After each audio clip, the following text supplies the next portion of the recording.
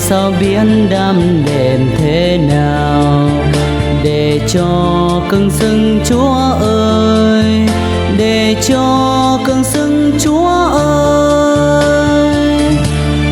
Ôi tình yêu thương Chúa cao vời, tình yêu thương Chúa muôn đời.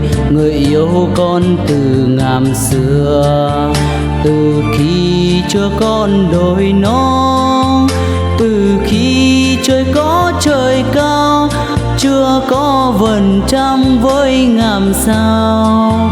Gọi con giữa muôn muôn người, tìm con giữa nơi buồn nhớ.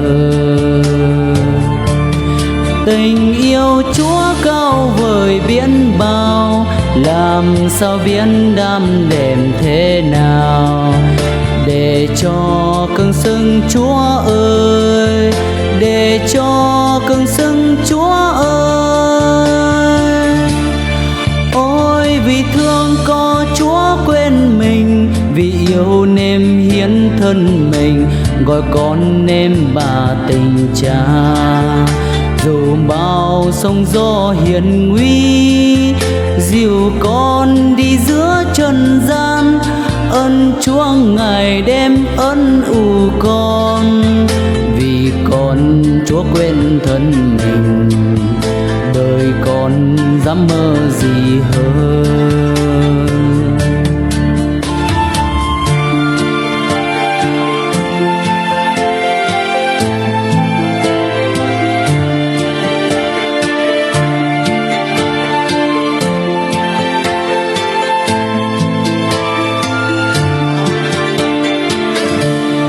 Tình yêu Chúa cao vời biển bao, làm sao biết đam đềm thế nào để cho cưng xưng Chúa ơi, để cho cưng xưng Chúa ơi.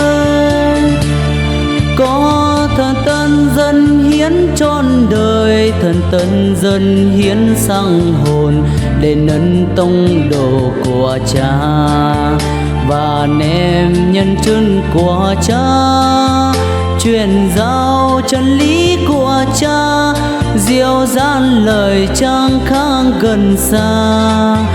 Rồi con sẽ đi khăn nghiệm làm nhân chứng cho tình yêu, rồi con sẽ đi khăn nghiệm làm nhân chứng cho tình yêu, rồi con sẽ đi khăn nghiệm làm nhân chứng cho tình yêu.